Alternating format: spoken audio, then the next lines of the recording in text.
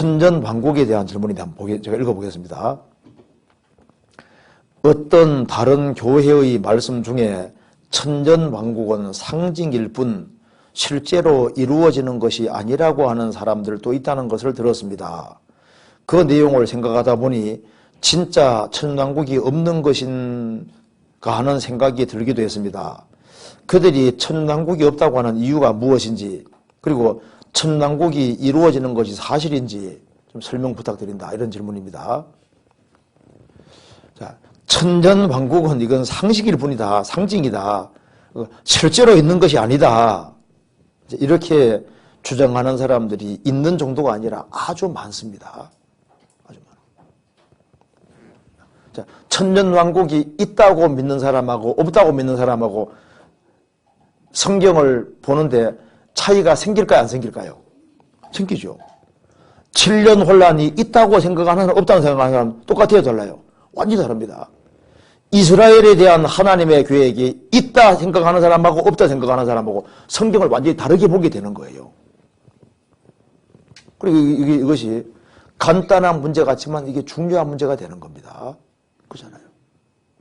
그 천당국이 정말 있느냐? 성경이 있다고 했잖아요. 성경 찾아봅시다. 요한계시록 20장 봅시다.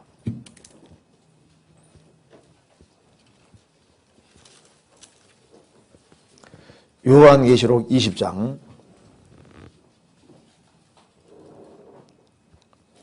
7절에 보시겠습니다. 여기 먼저 그 20장 20장 2절 봅시다. 용을 잡으니 곧 옛뱀이요 마귀요 사탄이라 잡아 1000년 동안 결박하여 무저갱이에 던져 잠그고 그 위에 임봉하여 1000년이 차도록 다시는 만국을 미혹하지 못하게 했다가 그 후에는 반드시 노일이라. 그리고 6절에도 이 첫째 부활에 참여하는 자들은 복이 있고 거룩하도다. 둘째 사망이 그들을 다스리는 권세가 없고 도리어 그들이 하나님과 그리스도의 제사장이 되어 1000년 동안 그리스도 더불어 왕도로 다니로다. 천년이 참에 사단이 그 옥에서 나와서 땅의 사방 백성 곧 곡과 마곡을 미혹하고 모아 싸움을 부시리니 그 수가 바다물에 같으리라. 저희가 지면에 널리 퍼져 성도들의 증과 사랑하시는 성을 두루매 하늘에서 불이 내려와 저희를 소멸하고 또 저희를 미혹하는 마귀가 불과 유황못에 던지오니 거기는 그 짐승과 의선져 있어 세세토록 밤낮 괴로움을 받으리라. 여기 분명히 2절에서 1000년 동안 마귀는 무저갱이에 들어간다. 그리고 3절에도 1000년 차도록 다시는 만국을 미혹하지 못하게 한다. 6절에도 1000년 동안 왕노로 다리라. 또 7절에도 1000년이 참에 명확히 나와 있잖아요. 그러니까 천당국이 있어요. 그런데 천당국이 없다고 하는 것은 그거는 성경을 둘러넘는 얘기를 하는 거예요. 로마 역사를 쓴 가장 대표적인 사람을 에드워드 기본이라고 합니다. 에드워드 기본. 이게 이제 로마 제국사를, 세방사를 쓴 에드워드 기본이라는 사람이 있는데, 기본기 하는 기본 말고 에드워드 기본이라는 사람이 있어요. 여기 에드워드 기본이라는 사람이 있는데, 이 사람이 쓴 로마 제국 세방사에 보면은 천년 왕국은 초대 교회 때부터 항상 통용되는 교리였다고 분명히 말하고, 초대 교회 당시에 순교당한 저스틴 마테오와 이레니우스에 의해서 가르쳐졌고, 천왕국은 초대교회부터 원래부터 항상 가르쳐둔 중요한 교리라고 하는 것을 분명히 역사 기록에 남기고 있습니다. 그리고 예수님이 오시고부터 300년까지 모든 교회의 교부들은 전부 다 1000년왕국 전에 주님 오신다고 다 믿었습니다. 이건 역사로 틀림없는 사실입니다. 그리고 사도 요한에게 직접 말을 들었던 파피아라는 사람이 증언하기를, 다른 유다를 제외하고는 예수님의 사도들이 전부 다 예수님이 오셔서 천당국을 세운다고 다 믿었다는 것을 분명히 말하고 있습니다. 천남국은 문자 그대로 사실입니다. 그런데 이 천남국은 분명한 사실인데 있는데 문제는 뭐냐 하면은 천남국을 상징으로 생각하는 사람들이 후대에 생긴 거예요. 그래서 여기 이제 AD 325년에 니케와 공회의가 있었는데 니케와 공회의에서도 318명의 주교들이 같이 모였을 때 천남국은 분명히 문자가 들어있다는 걸 분명히 했습니다.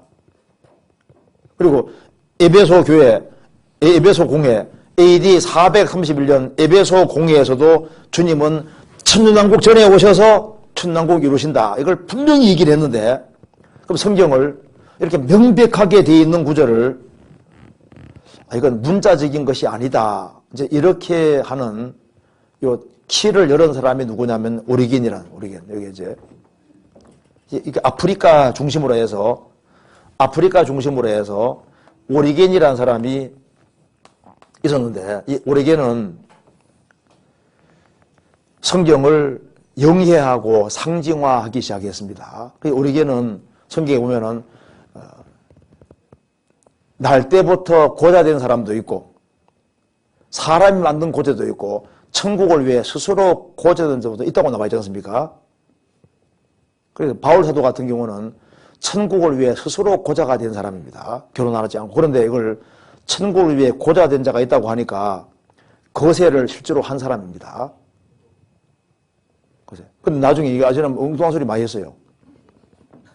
결국은 궁극적으로 지옥은 없고 궁극적으로 사람은 다 구원된다 얘기하고 엉뚱한 소리 많이 했거든요. 근데 이제 이 오리겐이 성경을 이제 영해하기 시작하고 비유와 상징으로 풀기 시작하고 오리겐의 영향을 받은 사람이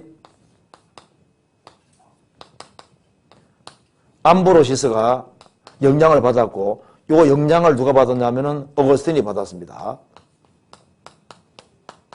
어거스틴이 아우구스티누스입니다.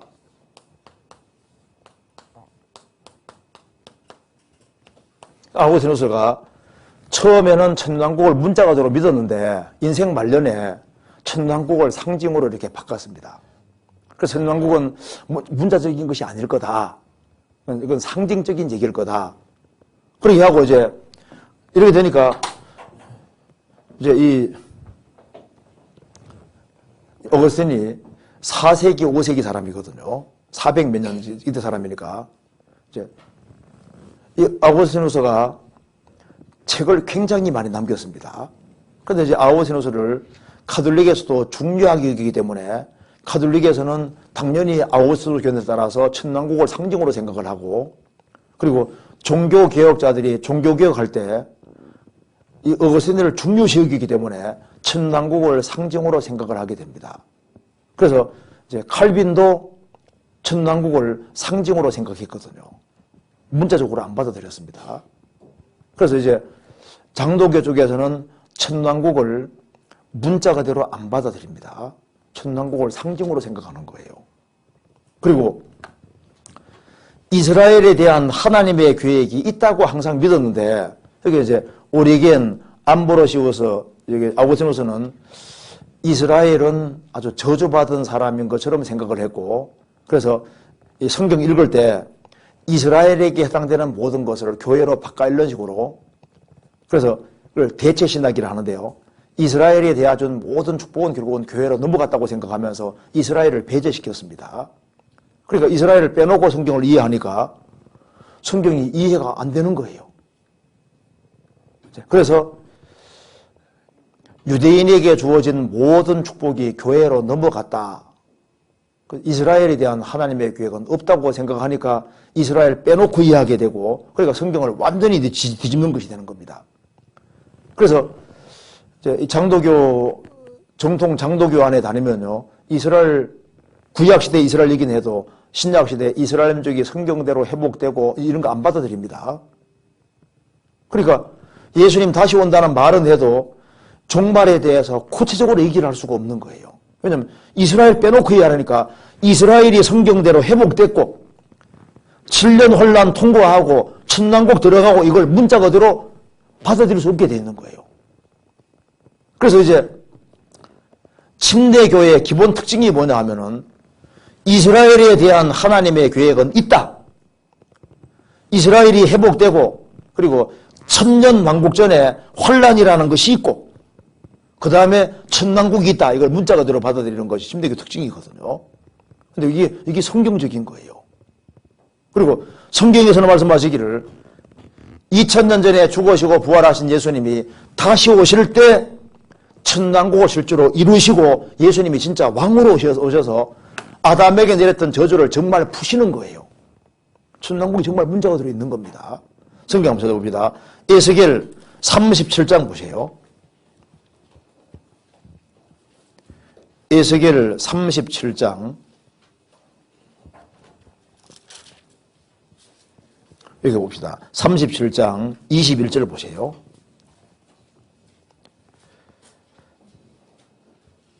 그들에게 이르기를 주 여호와의 말씀에 내가 이스라엘 자손을 그 간바 일국에서 취하며 그 사면에서 모아서 그 고토로 돌아가게 하고 돌아갔잖아요. 이건 이루어졌죠.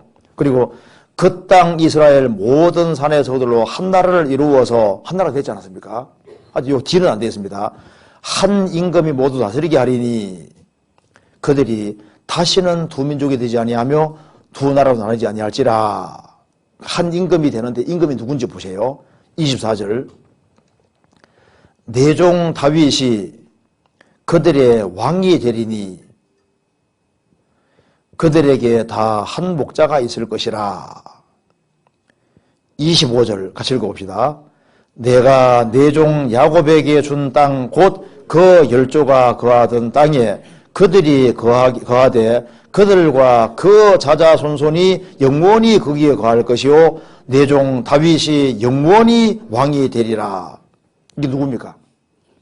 예수. 그러니까 이스라엘이 나라가 되고 난 다음에 한 임금이 오는데 다윗의 위를 이어서 예수님이 왕이 될 것을 말씀하는 겁니다. 그래서 이스라엘이 자자손손 이스라엘 땅에 이제 살면서 천왕국을 이루게 되는데 내종 다윗이 영원히 왕이 되리라. 이 내종 다윗이 누굽니까?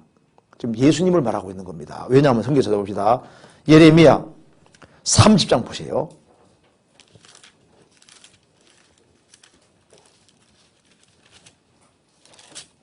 30장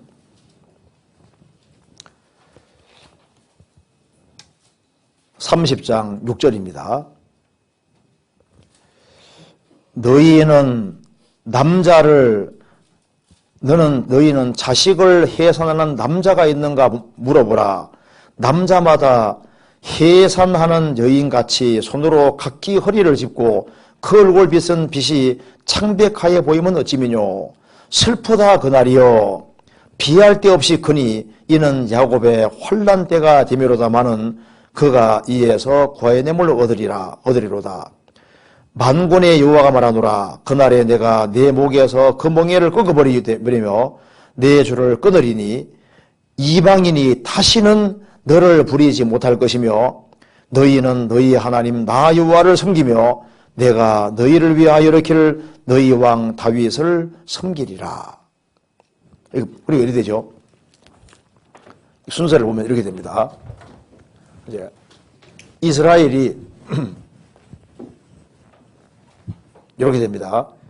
이스라엘이 일단 고토로 돌아와서 한 나라가 되고 그 다음에 나라가 되고 난 이후에 예수님이 이제 임금이 되시는데 나라가 되는데 나라가 되고 큰 혼란이 벌어지는데 남자가 해산하는 그런 일이 있냐 없지 않느냐. 그래서 슬프다 그날이여 비할 데 없이 크니 이는 야곱의 혼란 때가 되미로도 하는. 그래서 여기에 7년 혼란이 바로 야곱의 혼란 때인데 그래서 예수님 말씀했습니다. 창세로부터 이런 혼란이 없었고 후에도 없으리라. 전무후무한 혼란이 벌어진다고 말입니다. 그래서 비할 데 없이 큰데 이스라엘 민족은 혼란을 통과해서 이제 천년 왕국에 들어가게 되고 이 천년 왕국에 들어갈 때 예수님이 다윗의 세위를 이어서 예수님이 진짜 임금이 된다고 말입니다. 그래서 이제 우리는 어디까지 봤냐면 이스라엘이 고토에 돌아가서 한 나라가 되는 걸 봤고 나라가 된 지 70년입니다. 지금 벌써 70년이 됐고 이제 이스라엘 민족은 비할 데 없는 혼란을 당하게 되는데 이 칠로 혼란입니다.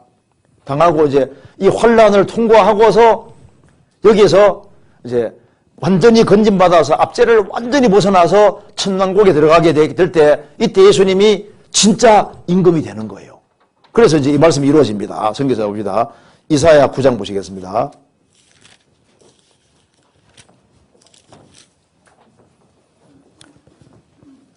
9장 6절. 이는 한 아기가 우리에게 낳고 한 아들을 우리에게 주신 바 되었는데 그 어깨에는 정사를 메었고 그 이름은 기묘자라 모사라 전능하신 하나님이라 영존하시는 아버지라 평강의 왕이라 할 것임이라. 그다음 같이 읽겠습니다. 그 정사와 평강에 더함이 무궁하며 또 다윗의 위에 앉아서 그 나라를 굳게 세우고 자금 이후 영원토록 공평과 정의로 그것을 보존하실 것이라. 만군아 여호와의 열심히 이를 이루시리라. 예수님이 다윗의 위에 앉아서 그 나라를 굳게 세우실 것이다. 천만국입니다. 그래서 나라가 되고 한 임금이 다스리는데 너희 왕 다윗이 너희 왕이 될 것이다. 그 다윗의 위에 앉는 바로 예수님 말하는 겁니다. 누가복음 1장 보세요. 누가복음 1장에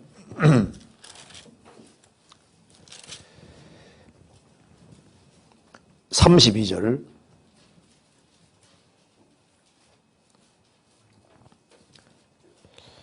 저가 큰 자가 되고 지극히 높으신 이의 아들이라 일컬을 것이요 주 하나님께서 그 조상 다윗의 뭡니까? 위를 저에게 주시리니 영원히 야곱 집의 왕으로 다실 것이며 그 나라가 무궁하리라. 그래서 다윗의 위를 잇는 분이 바로 예수님인데 예수님이 이제 천남국 동안 왕으로 사실 때 그때 아담에게 내렸던 저주를 완전히 푸시니까 짐승들이 전부 다 풀을 먹고 뱀에게 독도 없고 이런 일이 실제로 벌어지는데 여기에 점점 다가오고 있는 겁니다. 이사야 11장 한 군데 더 봅시다. 이사야 11장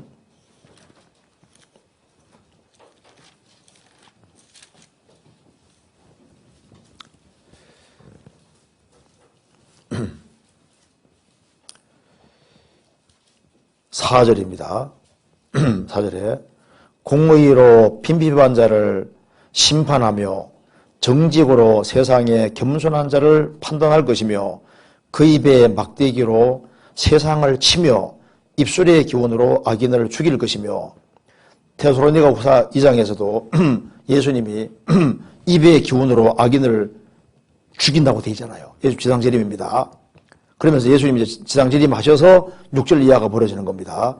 그때 이리가 어린 양과 함께 거하며 표범이 어린 염소와 함께 누우며 송아지와 어린 사자와 살찐 짐승이 함께해서 어린아이에게 끌리며 암소와 곰이 함께 먹으며 그것들의 새끼가 함께 엎드리며 사자가 소처럼 풀을 먹을 것이며 젖 먹는 아이가 독사의 구멍에서 장난하며 젖된 어린아이가 독사의 굴에 손을 넣을 것이라. 나의 거룩한 산 모든 곳에서 해됨도 상감도 없을 것이니 이는 물이 바다를 덮은 같이 여호와라는 지식이 세상에 충만할 것입니다. 이게 천만국입니다. 그러니까 이제 지금 우리는 어디까지 왔냐면 지금 여기에 우리는 이스라엘이 고토로 돌아가는 거 봤고 나라가 되는 거 봤고 나라가 된 걸 본 지 벌써 70년입니다. 그래서 전무후무한 혼란이 벌어지고 그 다음에 나라가 되고 예수님이 왕이 된다고 하셨으니까 이스라엘 나라가 된 것을 본 시대 사람이 살아있을 때 예수님이 천왕국 이루시는 거예요. 나라가 되고 주님이 오게 되는 겁니다. 그래서 우리는 뭐 징조 다 봤잖아요. 그 천왕국은 분명히 이루어집니다. 반드시 있어요. 그리고 환란도 분명히 있습니다. 성경에 명확히 나와 있으니까요. 나중에 이제 배울 수 있는 기회 있으면 성경은 아주 정확히 되어 있습니다. 그래서 천당국은 상징이다. 상징이 아니고 실제입니다. 그리고 이스라엘도 문자 그대로 실제인 거예요. 이스라엘에 대한 계획은 실제로 있습니다. 그리고 이스라엘 빼놓고 성경 이해하면 안 됩니다. 이스라엘을 집어넣어야 되고 이스라엘 민족은 절대 없어지는 것이 아닌 거예요. 반드시 이스라엘 민족은 회복되도록 되어 있습니다. 이제 그렇게 이해를 해야 되겠습니다.